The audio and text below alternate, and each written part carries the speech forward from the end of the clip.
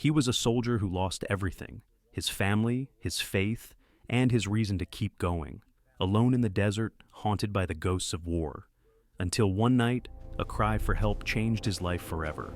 A wounded nurse, a storm of fire, and a loyal German shepherd who would give everything to save them both. In that moment, when death was only a breath away, he didn't find revenge. He found redemption. Music swells with light, sound of heartbeats slowing, warm tone. The wind swept low across the Nevada desert, carrying with it the scent of dust and rusted iron. The twilight burned red against the horizon, fading slowly into indigo. In that half-light, the desert looked like an endless graveyard of forgotten battles, and Jack Turner had long felt like one of its ghosts. Jack was a man carved from hard years, 45, tall, broad-shouldered, his frame still bearing the rigid discipline of a Marine. His once dark hair had begun to gray at the temples, cropped short out of habit rather than vanity. A thin scar ran from his left temple down to the edge of his jaw, a pale reminder of a roadside bomb in Helmand province that had nearly taken his sight. His eyes were steel gray, always watchful, the kind that saw too much and felt too little. There was a quiet weight to him, a gravity that made most people speak softer in his presence. He lived alone on the edge of nowhere, in a weather-beaten house that leaned into the wind like a tired soldier. The porch boards creaked beneath his boots as he moved through the motions of another solitary evening, feeding Rex, checking the generator, tightening bolts on the old truck he'd rebuilt from scrap. He didn't speak much anymore.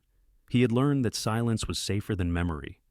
Rex, his companion, was a 4-year-old German shepherd with a thick sable coat and intelligent amber eyes. The dog had once been part of a K-9 unit before being retired after an injury. His right ear carried a small scar from shrapnel, but he still moved with sharp precision, alert, loyal, patient. With Jack, he was more than a dog. He was a lifeline. At night, when nightmares clawed their way into Jack's sleep, it was Rex's quiet breathing beside his bed that pulled him back. Inside the small living room, the air smelled faintly of machine oil and burnt coffee. A framed photo sat on the mantel, Jack's wife, Sarah, and their daughter Lily, frozen forever in sunlight and laughter. Sarah had been a nurse, soft-spoken but stubborn, with auburn hair that used to catch the light like fire. Lily, only 8 when the accident happened, had her mother's smile and Jack's restless eyes. Their deaths, in a crash caused by a drunk driver while Jack was overseas, had broken something in him that war never could. He poured a splash of whiskey into his coffee, the bitterness fitting the taste of memory. Outside, thunder murmured in the distance, a rare sound in the desert. Jack glanced toward the horizon, where dark clouds gathered like bruises. The desert storms here came fast and mean, as if the sky itself wanted to tear open old wounds. He leaned under the hood of his truck, tightening a loose valve, when Rex suddenly lifted his head. The dog's ears pricked, his body going rigid. Jack froze. "What is it, boy?" Rex let out a low growl, deep and warning. Then came the sound, faint but sharp. The echo of an explosion, followed by the dull whoosh of something, burning. Jack dropped the wrench. Instinct took over before thought could catch up. He grabbed his flashlight, slung his old military jacket over his shoulders, and whistled sharply. "Come on, Rex!" They drove fast down the dirt road, the truck's headlights cutting through sheets of windblown sand. The sound of the storm grew louder, mixing with the rhythmic rattle of the engine. Jack's pulse quickened, not from fear, but from the surge of something he hadn't felt in years. Purpose. After 5 miles, he saw it. A car overturned in a dry wash, smoke curling from its engine. Flames licked the sand around it, reflecting off shards of shattered glass. He braked hard, jumped out, and Rex followed, barking sharply. "Stay close," he ordered. The heat hit him instantly, and through the haze of smoke, he saw movement inside the car. A woman was trapped behind the steering wheel, struggling weakly. Her hair was dark and matted with blood, her face pale against the flicker of firelight. Jack yanked at the crumpled door. It wouldn't budge. He stepped back, kicked near the handle once, twice, and it gave. He reached in, ignoring the searing heat of the metal. "I've got you," he said, voice low but commanding. Her eyelids fluttered, dazed. "Please," she whispered, voice breaking. "They're coming back." Jack froze for half a second. "Who?"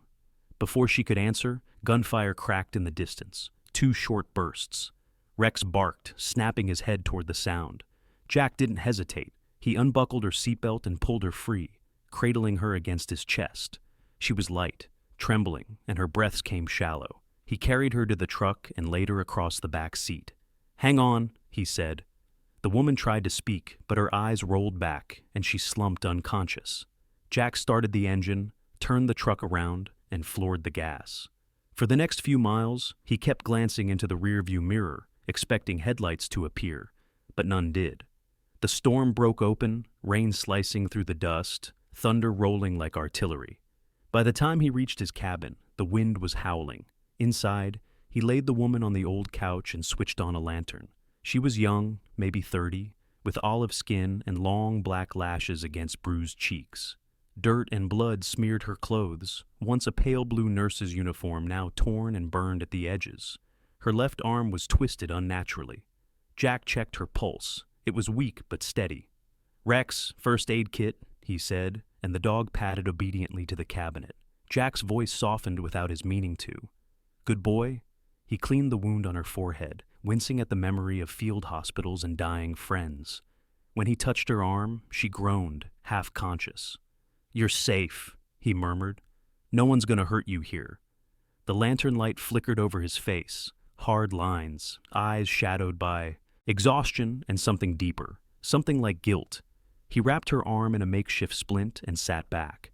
The rain drummed harder on the roof. After a long silence, she stirred again, whispering hoarsely, "Who are you?" "Name's Jack Turner," he said simply. "You were in a wreck. I found you on Highway 19. She blinked at him, confusion and pain clouding her gaze. "They were chasing me. I saw them kill—" She stopped, panic tightening her breath. Jack leaned closer. "You don't have to talk now." But she shook her head weakly. "You don't understand. They'll find me. They always do." Her eyes darted toward the window, wild and frightened. Jack followed her gaze into the storm. Lightning split the sky, revealing only sheets of rain and endless sand. Yet he knew the kind of fear she carried. It wasn't just of men with guns, but of power, of corruption, of something you couldn't fight alone. He looked back at her. "Who are they?" Her lips trembled. "Arms dealers, smugglers. I'm Emily Carter," she said finally. "I'm a nurse. I saw something I shouldn't have. They shot the man who tried to stop them. I ran." Jack's jaw tightened. He had heard that tone before. People who had seen death and survived it only by chance. "You're safe now," he said again, though part of him doubted it. Outside, thunder rumbled closer. Rex lay by the door, ears flicking, eyes on the window. Jack sat silently beside Emily, staring at the fire burning low in the stove. For the first time in years, he wasn't alone in the storm. When she finally fell asleep, Jack stepped outside. The air was thick with rain, the desert transformed into a sea of mud and shadow. He lit a cigarette and watched the lightning trace the horizon. His hands trembled slightly, not from fear, but from something older. He thought of Sarah and Lily, their laughter swallowed by memory, and of the stranger now sleeping in his home. "Guess we're back in it, huh?" he murmured to Rex. The dog tilted his head, eyes gleaming faintly in the light. Jack exhaled smoke into the rain. He didn't know who these men were or why this woman had appeared like a ghost in the night. But he knew one thing. He couldn't turn his back. Not again. Not when someone needed saving. And somewhere out in the desert, beyond the reach of the storm, headlights moved slowly across the sand, searching. The storm had passed, but the desert still smelled of wet dust and smoke. Dawn crept slowly through the cracks in the boarded windows, brushing the old cabin with faint streaks of gold. Jack Turner sat by the small wood stove, the glow from an oil lamp casting long, restless shadows across the walls. He hadn't slept. Every time he closed his eyes, he saw fire, his wife's car burning, the explosion in Hellmand, the wreck from last night. The ghosts never really left. They just waited for silence. On the couch, Emily stirred beneath a wool blanket. Her face was pale but clean now, her arm properly set in a splint. Jack had changed her bandages and wrapped her wounds carefully. She blinked against the dim light, confusion flitting across her eyes before memory came rushing back. She sat up too quickly and winced. "Easy," Jack said, his gravel-deep voice steady but kind. "You're safe here." He was sitting with his elbows on his knees, still wearing his faded green military jacket. His face was unshaven, the rough stubble catching the light, making him look both rugged and tired beyond his years. Emily studied him for a long moment. "You were the one who pulled me out," she said quietly. Her voice was hoarse but clear. "Yes," he replied. "You were bleeding and your car was about to go up. You're lucky I was nearby." She smiled faintly, then frowned.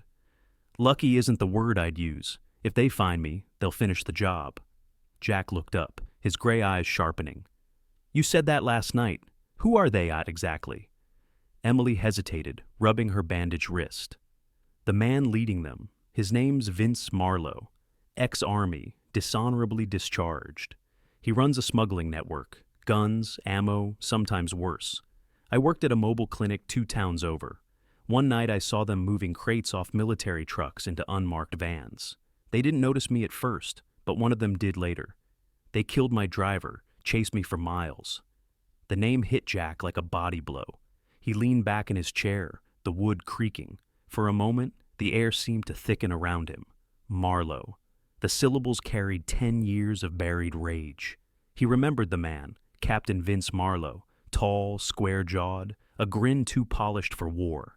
Back in Afghanistan, Marlowe had commanded a logistics unit, charismatic, calculating, the kind of officer who smiled for cameras but never got dirt on his boots. Jack had trusted him once, until a convoy ambush revealed Marlowe's deal with a black market broker. The betrayal had cost 3 Marines their lives and left Jack half buried under a collapsed ridge. Marlowe vanished before the court-martial ever began. Jack's jaw tightened, the muscle in his cheek flexing.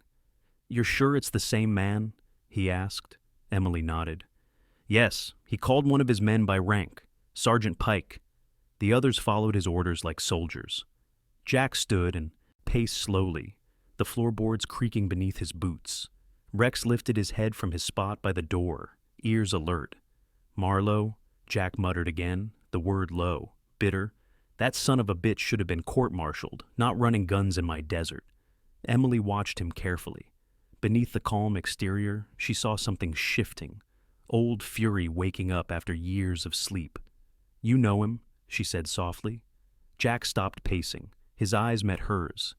"I served under him once. He got my men killed. I thought he was dead." For a long moment neither spoke. The only sound was the faint crackle of the stove and the quiet hum of wind outside. Emily's expression softened.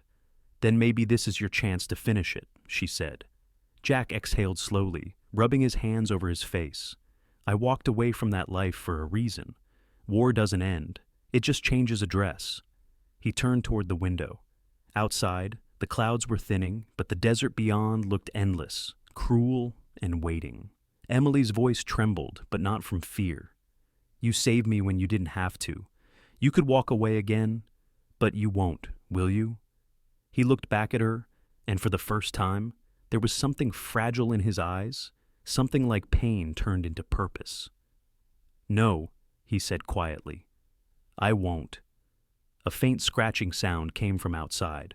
Rex was already on his feet, his fur bristling. Jack's hand went to the old rifle leaning by the door. He stepped onto the porch, scanning the barren expanse. A figure was approaching on foot, half hidden by dust. The man was older, maybe late 50s, wearing a battered sheriff's coat and a wide-brimmed hat that had seen too many summers. His face was rugged, lined deep from years under the sun, his beard trimmed close but graying. His name was Sheriff Walt Hensley, and he'd been the law in this forgotten corner of Nevada for 3 decades. He walked with a limp, the result of a bullet wound from a meth bust gone wrong years ago. A wound that never fully healed and left him perpetually irritable. "Morning, Jack," Walt called out, stopping by the fence. His voice was gravel and bourbon. "Heard a storm rolled through last night. You all right?" Jack lowered his rifle slightly. "Yeah, took in a traveler who got caught in it." Walt's eyes narrowed. "That's so? I got reports of a car wreck down by Route 19. State police say there were bullet casings all over the scene. You wouldn't happen to know anything about that, would you?" Jack's silence was answer enough. The sheriff sighed, pulling off his hat. "I don't want trouble, Jack. Not again. You've done your time, but if the people chasing her come through here, they won't stop at questions. I'll handle it, Jack said. His tone left no room for argument. Walt studied him for a moment, then nodded. You always do. He replaced his hat and turned, back down the road. Be careful. The desert keeps its secrets, but it also keeps its debts. When Jack returned inside, Emily was sitting up, her gaze anxious. Who was that? An old friend, he said, and a reminder that trouble doesn't stay buried forever. She looked down at her bandaged hands. What will you do now? Jack checked the rifle, loading a fresh round with slow precision. What I should have done 10 years ago, he said. Finish what Marlowe started. Rex's tail thumped once against the floor, as if in approval. Outside, the sun rose higher, turning the desert gold. Inside, under the soft glow of the oil lamp, two broken souls, one haunted by the past, one hunted by the present, found a fragile alliance in the quiet space between storms. Night fell hard and fast across the Nevada desert. The air was thick with the metallic scent of a coming sandstorm, and the horizon glowed faintly red, like a warning from the earth itself. Inside the cabin, the oil lamp burned low. Jack Turner sat at the table, cleaning his rifle with the slow precision of habit, while Emily slept in the small back room. Rex dozed near the door, one ear twitching at every distant sound. The silence felt stretched, like a thread ready to snap. Jack's mind was a storm of its own. The name Vince Marlowe had stirred something poisonous inside him. Old anger mixed with guilt. He thought about the 3 men who died under his command because Marlowe had sold intel to the enemy. He thought about Sarah and Lily, about how he'd promised never to let death follow him home again. But it had. It always did. The wind outside rose, sand scratching against the window panes like fingernails. Rex's head snapped up. His deep growl rolled through the room like distant thunder. Jack froze, hand tightening on the rifle. "What is it, boy?" he whispered. Rex moved to the window, tail stiff, ears forward. Then Jack saw it. A flicker of light in the darkness, headlights cutting through the dust. One car, then another. He killed the lamp. The house dropped into darkness. "Emily," he called quietly.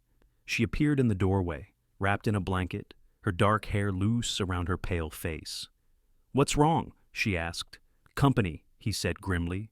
He handed her a pistol. "Stay low. Don't fire unless I tell you." Outside, engines idled. Men's voices carried over the wind, rough, confident, and cruel. Jack recognized that tone. Mercenaries, ex-military like himself. He eased open the back door and looked through the crack. 3 figures were approaching, flashlights cutting arcs through the sand. Another man stood by the truck, a tall figure with a black coat whipping in the wind. Even from this distance, Jack could feel the arrogance radiating off him. Dale Knox, he would later learn the name, a former sniper, mid-30s, lean and hard-edged.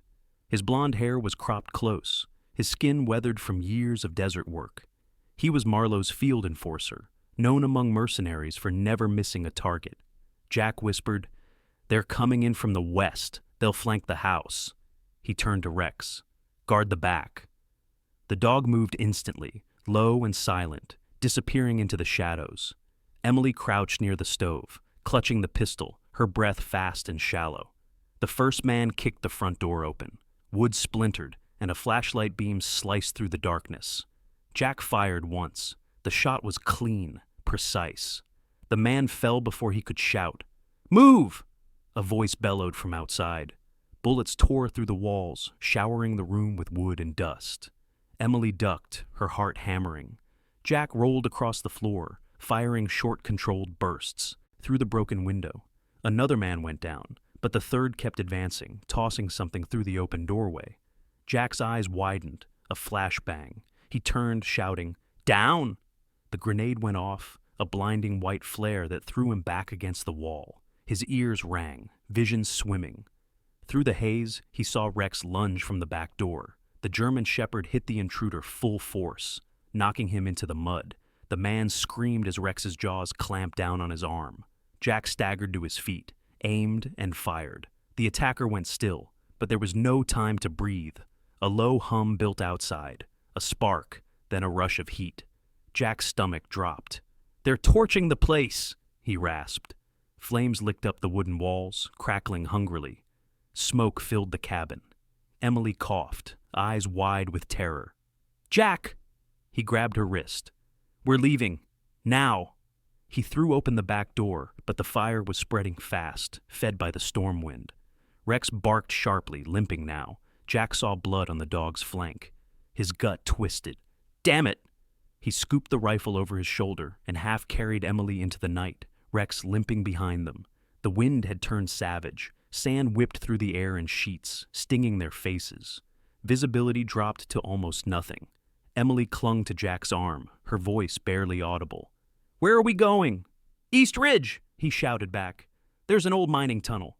He knew the terrain like his own scars. The storm howled louder, erasing their tracks as soon as they formed. Behind them, the cabin was a pillar of fire swallowed by the sand. They stumbled through the darkness for what felt like hours, guided only by the faint light of the moon behind the storm clouds. Jack could feel Rex faltering, his breath coming in ragged bursts. He stopped, kneeling beside him. The dog's fur was slick with blood from a grazing bullet wound along his side. "Hang on, boy," Jack muttered, pressing a hand against the wound to slow the bleeding. Emily knelt beside them, tears cutting clean streaks through the dirt on her cheeks. "He saved me," she whispered. "He pushed me down before that shot." Jack nodded tightly. "That's what he does." He looked up at the shifting wall of sand ahead. "We can't stop here." They pushed on. Jack led, shielding Emily with his body as the storm screamed around them. Each step was a battle. The desert seemed alive, roaring, swallowing, testing their will. Jack's muscles burned, his lungs raw from grit, but he kept moving. For the first time in years, he wasn't running from the past. He was fighting for something real. When they finally reached the jagged mouth of the old mining tunnel, Jack turned one last time toward the blaze in the distance. The only home he'd ever known was gone, burned to ash. But beside him stood Emily, trembling, alive, and Rex, wounded but unbroken. He looked at them both, then back at the endless storm. "Come on," he said quietly. "We're not done yet." They disappeared into the darkness as the desert closed behind them, the storm erasing every trace they'd ever been there. The desert was silent again, but it was not peace. It was the silence that followed ruin. Jack Turner led Emily through the mouth of an abandoned mine shaft, his flashlight beam cutting through the thick air heavy with dust and the faint scent of rust. Behind them, Rex limped painfully, his side bandaged with a strip of torn cloth. The storm outside had faded to a low hum, sealing the world in this hollow of stone. The tunnel walls bore the scars of time and memory, and Jack knew them all. This place had once been his fallback post, part of a forgotten training network from his days as a Marine. Emily moved carefully beside him, her face pale but determined. The lantern light caught the streaks of dirt and sweat on her cheeks. "You've been here before," she said softly.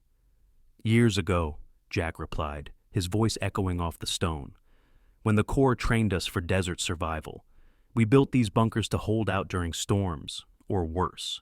He didn't need to explain what worse meant. They entered a small chamber where the air was dry and still. A rusted table sat in one corner, surrounded by cracked storage crates and faded maps nailed to the wall. Jack set Rex down gently on an old blanket. The dog whimpered once, but stayed still, trusting his master completely. Emily knelt immediately beside him. Her training as a field nurse came alive, calm hands, focused eyes. She checked the wound, lifting the bandage carefully. "The bullet didn't go too deep," she murmured, more to herself than to Jack. "He's lucky." She poured antiseptic from Jack's old medical kit and cleaned the wound while Rex gritted through the pain with quiet loyalty. Jack watched, his hands clenching and unclenching. He had faced gunfire, death, and loss, but watching his dog bleed was a different kind of torture. "He saved you," he said quietly. Emily paused, looking up. "He saved us both." There was a small tremor in her voice, but also a spark of strength. Hours passed in the dim orange light of the lantern. Emily stayed by Rex's side, whispering softly to him until his breathing evened out. Jack, meanwhile, dug through old crates, unearthing relics of another life. Ammo boxes, flares, a tattered field map of the region, and a radio that might still work. Dust settled over everything like a shroud. He finally found what he was looking for. A folded dossier sealed in a plastic sleeve. Inside was a name, Vince Marlowe, stamped across a classified report, yellowed with age. Beneath it, old surveillance notes, suspected of illicit arms trading, contacts in Eastern Europe, connection to desert transport routes. Jack stared at it until his jaw tightened. Emily moved closer, the exhaustion in her face softened by curiosity. "You kept files on him?" she asked. "No," Jack said. "The Corps did. I just never stopped reading them." He smoothed the paper flat on the table. "This was from before he disappeared. I thought he'd vanished for good. Turns out he just went underground." "What now?" Emily asked. Jack studied the map spread before them. His finger traced a route across the desert toward a marked airfield near the state border. "Desert sky," he murmured. "Private runway. He's moving the weapons out from there." His eyes hardened. "If he gets those crates in the air, they'll end up in another war halfway across the world. I'm not letting that happen." Emily shook her head. "You can't do this alone. You're injured. Rex is hurt." Jack's voice turned cold but steady. "I've done worse with less." The words hung in the air like steel. From the back of the chamber came a faint static crackle. Jack turned sharply toward the radio. Against all odds, it had caught a weak transmission. Through the noise came a distorted voice. "Marlowe convoy. Loading operation begins at dawn. Repeat, Desert Sky Airfield." The rest dissolved into static. Jack turned to Emily. "That's our confirmation." She stood, anger flaring through her fear. "You said hour. You mean your plan, Jack. If you go there, you'll be walking into their base." "I know," he said simply. "That's the point." She stepped closer, her voice shaking now. "Then it's suicide." He looked at her, really looked at her, for the first time since the cabin burned. In her eyes, he saw the same fire that had once lived in his wife's. "Emily, you don't understand. If I don't stop him, more people die. This doesn't end with us hiding in a cave." Emily swallowed hard, her eyes glistening in the lantern light. "Then let me help you." He shook his head. "No, you help him." He nodded toward Rex. "He needs you more than I do." The silence that followed was heavy, filled with everything neither of them could say. Emily pressed a trembling hand against his chest, just for a second. "Don't do this out of guilt," she whispered. "Do it because you still believe in something." Jack managed a faint, weary smile. Maybe those are the same thing. Before dawn, he gathered his gear, rifle, knife, a small pack of supplies. He checked Rex one last time. The dog was awake now, eyes half open, watching him. Jack crouched beside him and rubbed his head gently. "Stay with her, buddy," he said softly. "You've done enough." But Rex's gaze followed him, ears twitching as Jack moved toward the tunnel exit. Emily stood behind him, arms wrapped around herself. "If you make it back," she said, her voice barely above a whisper, "you'd better have a plan for what comes next." Jack turned slightly, the morning light breaking through the tunnel entrance and painting his silhouette in gold. "If I make it back," he said, "I'll start over." Then he disappeared into the dawn. Moments later, Rex let out a low, determined whine. Despite the pain in his side, he struggled to his feet. Emily tried to stop him, but the dog slipped past, limping toward the light. She called after him, her voice lost to the wind, and as the first rays of sunrise touched the desert floor, two figures, one man, one wounded dog, moved together toward the horizon, their shadows long and unbroken. The night hung heavy over the desert, cold and breathless. The ruins of old hangars and the skeletal outlines of rusted planes stood like silent witnesses under a dying moon. Jack Turner crouched behind a dune, 50 yards from the perimeter fence of Desert Sky Airfield. His clothes were covered in dust, his eyes narrow and sharp. Next to him, Rex crouched low, the faint scar along his side visible even in the dim light. The dog's breathing was steady, the pain ignored. They had come a long way, through storms, blood, and loss, to this place. This was where it would end. Through his binoculars, Jack saw the enemy. Trucks idled beside a large cargo plane, painted matte gray. Men in tactical gear moved with precision, loading long metal crates stamped with foreign serial codes. Near the plane's ramp stood Vince Marlowe. He looked older now, but still dangerous, a tall man in his early 50s, built like a soldier gone soft with money. His short-cropped brown hair was flecked with gray, and a faint scar bisected his left cheek, a mark of his violent past. He wore a black field jacket over desert camo pants and a sidearm strapped tight to his thigh. His expression was calm, cold, the face of a man who had long since forgotten the meaning of guilt. Beside him stood Dale Knox, his blond lieutenant, barking orders at the crew. A scar on Knox's chin caught the light as he turned toward the hangar door, where, to Jack's horror, a familiar figure was being dragged in. Emily. Her wrists were tied, her face bruised but defiant. Even under the floodlights, she met Marlowe's gaze without flinching. Jack's pulse quickened. She must have followed him from the bunker, or maybe Marlowe's men had caught her tracking his radio signal. Either way, she was here, and she was bait. He whispered to Rex, "Stay low, boy. We do this clean." The dog's ears flicked once in silent understanding. Jack cut through the fence with his knife, slipping into the shadows between parked trucks.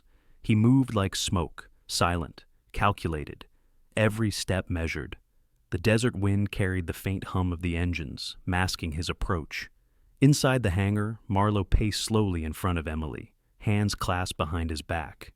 "You should have stayed quiet, Miss Carter," he said, his voice smooth but venomous. "You saw something you weren't meant to see. That makes you a liability." Emily's voice was hoarse but steady. "You think you can erase what you've done? People will find out. They always do." Marlowe smiled thinly. "Not if they're all dead." Jack was already on the upper catwalk, watching from above. He spotted 4 guards on the floor, another 2 near the plane. He took a deep breath. One last mission. He signaled Rex, then dropped down silently behind a crate. Rex darted through the shadows, low and quick. His paws made no sound against the concrete. Jack waited until Marlowe turned away, then moved. A single, suppressed shot took down 1 guard. Another followed before the first body hit the floor. Chaos erupted. "We've got movement," Knox shouted, drawing his rifle. Emily dropped to the ground as bullets tore through the air. Jack rolled behind a metal drum, returning fire with deadly precision. The hangar echoed with the staccato rhythm of gunfire, shouts, and the thunder of engines. Rex launched himself at a guard aiming for Emily, teeth sinking deep into the man's forearm. "Jack!" she cried. He was already running toward her, sliding across the concrete to cut her restraints. "Can you move?" he asked. She nodded, grabbing a fallen pistol. "Then stay behind me." Knox advanced from the left, firing short bursts. Jack ducked behind a crate, counting the rhythm of shots, then rose, fired once, and Knox dropped, his rifle clattering across the floor.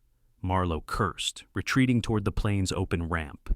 "You should have stayed in your hole, Turner," he shouted, drawing his pistol.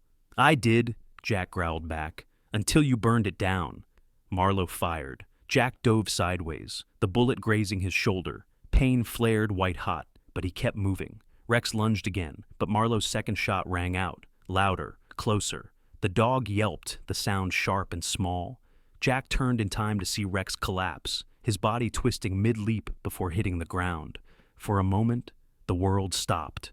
The roar of engines faded, the wind died, and everything narrowed to that single sound, the silence that followed loyalty. Jack's breath caught in his throat. Marlowe raised his pistol again. "Always the hero," he sneered. But Jack was already moving. Rage and grief fused into focus. He charged forward, slamming into Marlowe with bone-breaking force. The gun went flying. They hit the floor, grappling, fists and fury colliding in raw violence. Marlowe was still strong, but Jack fought with something beyond strength. He fought for Rex, for Sarah, for every ghost that had ever followed him. Marlowe reached for a knife at his belt. Jack caught his wrist, twisted hard, and the blade clattered away. "You sold your men," Jack snarled, his hand tightening on Marlowe's throat. "Now you answer for them." With one final motion, he drove the man's head against the steel ramp. Marlowe went limp. Emily was at Jack's side in seconds, her hands shaking. "He's gone," she whispered. Jack didn't answer. He was already crawling to Rex. The dog's breathing was shallow but steady. Jack cradled his head, whispering through clenched teeth, "You stay with me, buddy. You hear me? You don't quit now." Sirens wailed in the distance. The sheriff's units, drawn by the gunfire. Floodlights swept across the airfield as vehicles rolled in. Sheriff Walt Hensley climbed out of the lead truck, shotgun in hand, his weathered face grim. "Jack!" he called. "You better tell me this is the end of it." Jack looked up, his voice low but steady. "It's over." 3 months later, the Nevada sun shone bright over a modest rescue center built from the remains of an old barn. The sign above the gate read, "Silver Creek Animal Haven." Inside, dogs barked and played in the dusty yard. Jack knelt beside one enclosure, tossing a ball to a fully healed Rex. The German Shepherd caught it easily, tail wagging, his once scarred body now strong again. Emily stepped out from the small clinic building, her hair tied back, a soft smile on her face. "You know," she said, leaning against the doorway, "he's got more fans than we do. People keep calling him the hero of the desert." Jack smiled faintly. "He earned it." He turned toward her, the light catching the faint lines around his eyes. "We all did." As the sun dipped behind the horizon, Jack watched Rex chase the ball again, alive, whole, unstoppable. For the first time in years, he felt the weight lift from his chest. The war inside him was finally over. In the quiet stillness of that Nevada morning, as sunlight spilled gently across the dusty yard of Silver Creek Animal Haven, it was clear that something greater had been at work all along. Jack Turner once believed his life was nothing but ashes, haunted by loss, guilt, and the ghosts of war. Yet, through the pain, through the storm, he discovered what many of us forget. Miracles don't always arrive with thunder or angels. Sometimes they come on 4 legs, with a loyal heart and eyes that never stop believing in you. Rex's courage, Emily's faith, and Jack's redemption were not coincidences. They were reminders that grace often hides within struggle. When life feels unbearable, when the night seems endless, remember that even in the darkest desert, God still paints a dawn. He places small miracles in our paths, people, moments, even animals, that lift us from despair and remind us that love never dies. It only transforms. If this story touched your heart, if you believe that faith can rise from ruins and that second chances are God's quiet miracles, share it with someone who needs hope today. Comment below and tell us how courage and kindness have changed your life. May God bless and protect everyone reading this. May He give you strength in your storms, light in your darkness, and a loyal guardian, on 2 legs or 4, to walk beside you always.